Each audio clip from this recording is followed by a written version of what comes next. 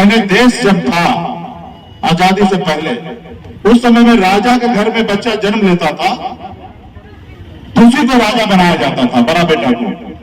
लेकिन बाबा साहब ने संविधान बनाया, एक दलित का बेटा, एक राम का बेटा, ये देश का संविधान बनाया। और वो संविधान बनाया, उसके हाथ से लोग छुआ हुआ पानी नहीं पीता था, उनको किसी के घर में ठहरने नहीं देता था। पहले ऐसा होता था, अभी ऐसा नहीं हो रहा है, लेकिन पहले ऐसा होता था आजादी से पहले। वो अपनी जिंदगी में हर तरह का समस्या का सामना किया। जब वो जन्म लिया तो उनके 5 साल में उनकी माता का देहांत हो गया। फिर उन्होंने पढ़ाई किया, लिखाई किया, विदेश तक पढ़ाई किया और फिर देश के लिए संविधान लिखा। और संविधान लिखते समय हजारों समस्या का सामना किया।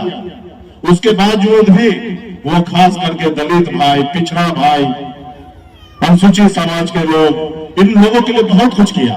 उस संविधान में ऐसा अधिकार दिया कि आपके वोट से देश का प्रधानमंत्री बनेगा, आपके वोट से राज्य का मुख्यमंत्री बनेगा, आपके वोट से विधायक सांसद बनेंगे, या आपके वोट से एक वार्ड सदस्य बनेंगे।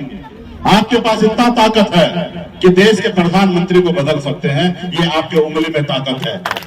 इस देश में तो 75 से पहले एक वर्ग का ही कब्जा था, स्वार्थी लोगों का कब्जा था। लेकिन हमारे एक से एक बड़े बड़े नेता आए, बीपी मंडल साहब आए, ओबीसी आरक्षण लागू किए, लालू प्रसाद जी आए, नीतीश जी आए, मांझी जी आए, स्वर्गीय रामविलास पासवान जी आए, उधर शरद यादव जी आए, उधर मुलायम सिंह यादव जी आए, बहन मायावती जी आए। तो 75 के बाद ऐसा हुआ कि बैकवर्ड में भी बहुत सारा नेता जन्म ले लिया। और जब बैकवर्ड में नेता जन्म लिया तो देश में संविधान जो है वो बैलेंस में चलने लगा। उसमें ऐसा हुआ कि सबके पास पावर आएगा, सिर्फ एक व्यक्ति के पास नहीं आएगा। और आपको और हमको दोनों को वोट का अधिकार भी हम लोग समझ गए। आज इसीलिए ना, आज एक मछुआरा का बेटा अपने वोट का अधिकार हमने समझा, हम अपनी ताकत को समझा। हमने पहले संघर्ष किया, दूसरे नेता के पीछे घूमे, फिर हमको लगा ये लोग सुन नहीं रहा, तो हमने क्या किया, आपके सहयोग से दल बनाया। और जब दल बनाया तो बल मिला, और जब बल मिला तो हमारे हर तरह का समस्या का हल हो रहा था। आज 2020 का जब चुनाव हुआ था, उस समय बिहार का मुख्यमंत्री हमने बनाया, एक निषाद मल्ला का बेटा और एक मूसर का बेटा। अगर समर्थन नहीं देते तो बिहार का मुख्यमंत्री नहीं बनता। वो ताकत हमारे पास आया।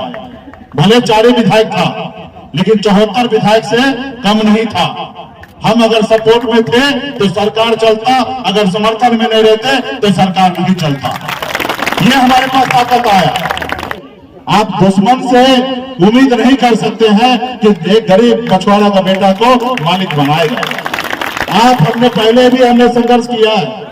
आज 42 साल की उम्र हो गया, 42 साल में 24 साल से मैं संघर्ष कर रहा हूं। एक समय था कि माँ बाप, भाई बहन, रिश्तेदार सबको छोड़कर अपनी जिंदगी को बेहतर बनाने के लिए मुंबई जैसे शहर चला गया, सब घर परिवार को छोड़कर।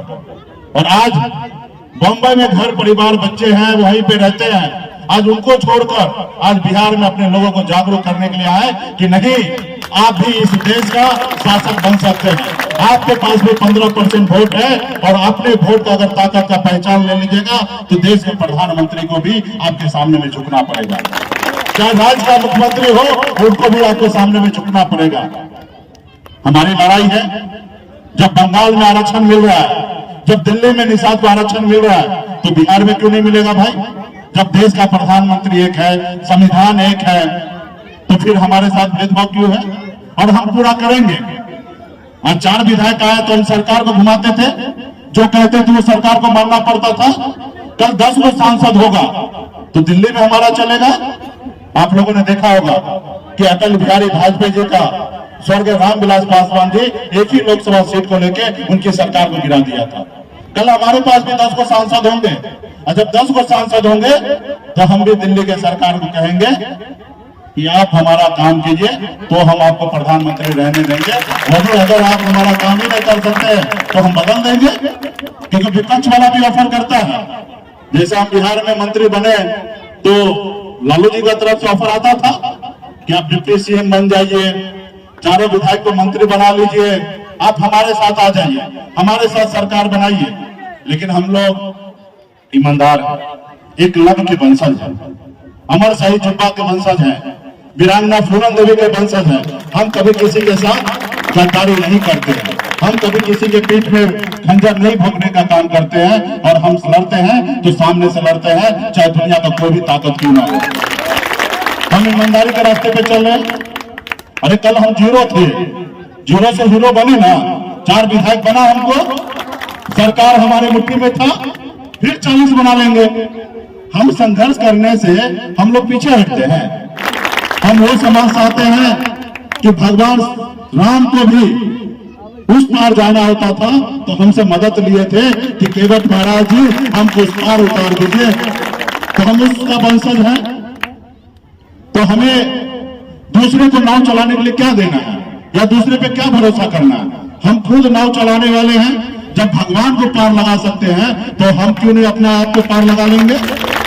सिर्फ जरूरी है सिर्फ संघर्ष करना, सिर्फ जरूरी है अपने वोट बैंक को समझना, सिर्फ जरूरी है आपस में भाईचारा बना के रखना। आज देश में धर्म की राजनीति होने लगा। जिसको स्कूल बनाना है, जिनको अस्पताल बनाना है, वो छोड़ के मंदिर बना रहा है। मंदिर बनाने के लिए आप लोग हैं ना, आज यज्ञ कर रहे हैं। महाराज जी यहाँ पे है, हम लोग सभी देवी देवता को मानते हैं, हम लोगों का काम है, सरकार का काम है भाई स्कूल बनाना, हॉस्पिटल बनाना। आज गरीब समाज, पिछड़ा समाज का बच्चा पैसे के अभाव में दम तोड़ देता है। ये सरकार को सोचने का काम है, लेकिन सरकार नहीं, धर्म में हमको बांट रहे हैं। 5 किलो चावल दे रहे हैं और हमारे बच्चों को कह रहे हैं कि यही विकास है। क्या हम गुलाम हैं, भिखारी हैं? हमें नौकरी चाहिए, हमें रोजगार चाहिए, हमें बैंक से लोन चाहिए, हमें पढ़ाई चाहिए, हमें इलाज कराना है, नहीं कि हमें भीख मांगना है। ऊपर वाला भगवान ने हमें 2 पैर दिया, 2 हाथ दिया। हम खेत में मजदूरी करेंगे, हम मछली मारेंगे, अपने घर परिवार को चलाएंगे। हाँ, पढ़ाने लिखाने के लिए कमजोर है तो सरकार का काम है कराना, लेकिन सरकार आज दूसरे तरीके से चल रहा है। जिसका जो अधिकार हो उसको नहीं दे रहा है। तो आप अधिकार कौन देगा? जब आपके विचार का सरकार होगा। आज मान लीजिए अगर कर्पूरी ठाकुर जी, एक नाई का बेटा, बिहार का मुख्यमंत्री नहीं बनते तो क्या अति पिछड़ा आरक्षण आपको मिल जाता? नहीं मिलता। आज अगर लालू प्रसाद यादव जी बिहार के मुख्यमंत्री नहीं बनते तो आपको कुर्सी पे बैठने का अधिकार नहीं मिलता। यह है सामाजिक न्याय, और हम लोग सामाजिक न्याय के साथ रहना चाहते हैं। हम लोग हर धर्म के लोगों को मानना चाहते हैं, हर किसी को गले लगाना चाहते हैं, चाहे ऊंची जाति के हो या दलित का बेटा हो, हर किसी को गले लगाना चाहते हैं। वहां पे कोई भेदभाव नहीं करना चाहते हैं। पूरे बिहार ही नहीं, उत्तर प्रदेश, झारखंड, 3 राज्य में आज वीआईपी पार्टी का एक अपना पहचान बन चुका है। देश के बड़े से बड़े नेता को, चाहे योगी जी हो या मोदी जी हो या नीतीश जी हो या तेजस्वी प्रसाद यादव जी हो या लालू प्रसाद यादव जी हो, हर किसी को जगह पे ही हम टक्कर देते हैं। आपने देखा होगा 2020 में तेजस्वी थोड़ा हिरिंग मिरिंग किया तो हम क्या किए? जगह पे हम उनको राह साफ कर दिए, और जब हम वहां से दूर हो गए तो मुख्यमंत्री से दूर हो गए। वो आपने देखा यूपी में कि वीरांगना फूलन देवी का मूर्ति लगाने से रोका रहा था। हम बोले जाएंगे तो जाएंगे, देश के जितने भी शक्ति लगाना है लगा दो, लेकिन जो हमारा कि हम लोग तो श्री राम को पार लगाने वाले हैं। हमने तो उस समय प्रभु राम को कहे थे हमारे पूर्वज ने कि आपको इस बार हम पार लगा देते हैं और हमको आगे पार लगाइएगा, लेकिन आप लोगों को, हम लोग तो बीच में फंसे हुए हैं।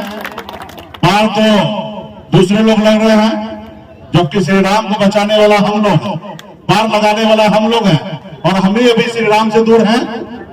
श्री राम पे तो पहला अधिकार हमारा होना चाहिए, बचा उचा के लेके उस पार लगा दिए, तो श्री राम पे पहला अधिकार हमारा होना चाहिए। तो लेकिन आज हम लोगों को दूर कर दिया गया। अभी राम मंदिर बन रहा है, उसमें एक को निषाद का बेटा नहीं है। भाई श्री राम पे अधिकार हमारा होना चाहिए। 11 आदमी का कमेटी बना, एक को मला नहीं है। तो यही है, आप काम कीजिए और उसका फल आपको नहीं मिलेगा, लेकिन कर्म भी कीजिए, कर्तव्य भी कीजिए। इसमें घर में जाके सो जाइएगा तो नहीं होगा। आज मैं बंबई में रहता बिहार में आकर अपने समाज के लिए काम नहीं करता तो क्या मैं बिहार का नेता बनता, लीडर बनता? आज देश के बड़े बड़े नेता झुकते हैं, डरते हैं। आज कुछ भी नहीं है तो 1 दर्जन सुरक्षा कर्मी मेरे आगे पीछे घूमते हैं। क्यों घूमते हैं? क्योंकि मेरे साथ आप लोग हैं। उनको पता है कि मुकेश सहनी जी बिगड़ गए 24 में, तो यूपी, बिहार, झारखंड में 50 गो सीट का खेला खराब करेंगे। अब 50 गो सीट का खेला खराब हो गया तो वो दिल्ली का कुर्सी उनको छोड़ना पड़ेगा। तो देश में माहौल बदल रहा है, तो इस बार हम लोगों को बहुत फायदा उठा लेना है। भाई हम वोट दे रहे तो हमको भी कुछ मिलना चाहिए, या कह दीजिए कि हम आरक्षण मांग रहे हैं वो हम नाजायज मांग रहे हैं, तो हम कल से मांगना बंद कर देंगे। अगर हम जायज मांग कर रहे हैं तो आपका कर्तव्य है, आपका फर्ज है कि आप आरक्षण लागू कीजिए।